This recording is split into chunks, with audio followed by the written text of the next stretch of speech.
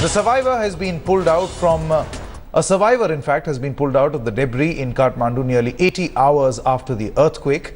A search team comprising Nepalese and French rescuers pulled Rishi Khanal from a collapsed apartment block after he had spent around 80 hours in a room with 3 dead bodies.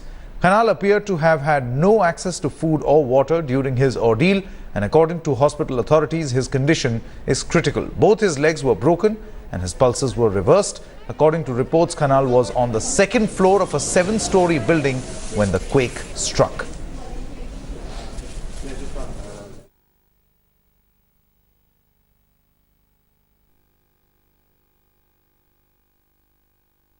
After nearly 80 hours, the patient is alive. He was alone along with the 3 dead bodies in that room. Patient had no where to go to defecate and urinate. Also, he had nothing to eat as well as drink. It was because of his sheer willpower that he survived. His condition is really critical. It seems his both legs are broken and his pulses are also fever, so he might be in shock. He has been under the buildings, I think, for more than 2.5 days. On this, we are joined in by Manogya. Manogya, very good morning. Just take us through this particular story. It's a story of survival. After 80 long hours, 80 hours, a man was pulled out from the 2nd floor of a 7-story building.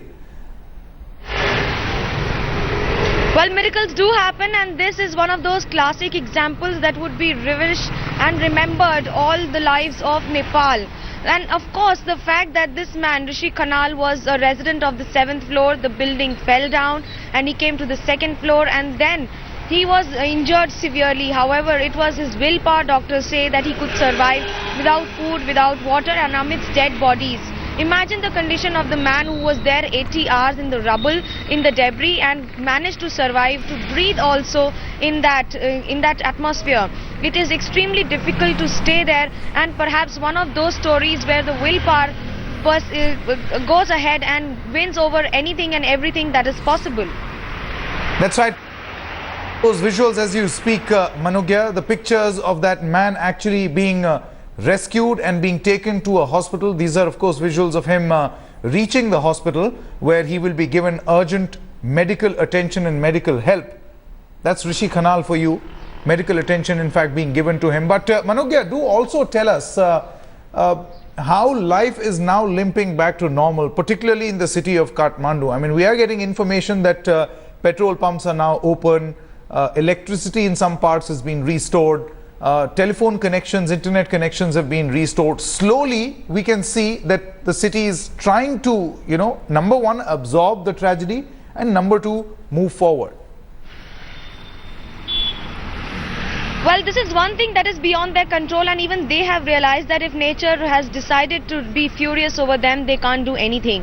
However, the people of Nepal, especially Kathmandu, have believed, and that's the reason why vehicles have started flying on the streets. Even though offices haven't opened, people have started opening their commercial establishments, especially the shops and other establishments. The ATMs are open today, and with that, the petrol pumps are functioning. There is expected to be a refueling supply in the petrol pumps also, because most of the problems were because there was no fuel in vehicles for several days and people couldn't reach out to anyone else in this region also, and that made it extremely difficult.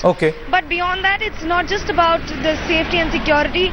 There are chances of aftershocks, and people are trying to come to terms with it. Absolutely, Manogya. There is that fear factor that still remains that you and all the other reporters are also talking about, which is playing huge mind games with the people at this moment.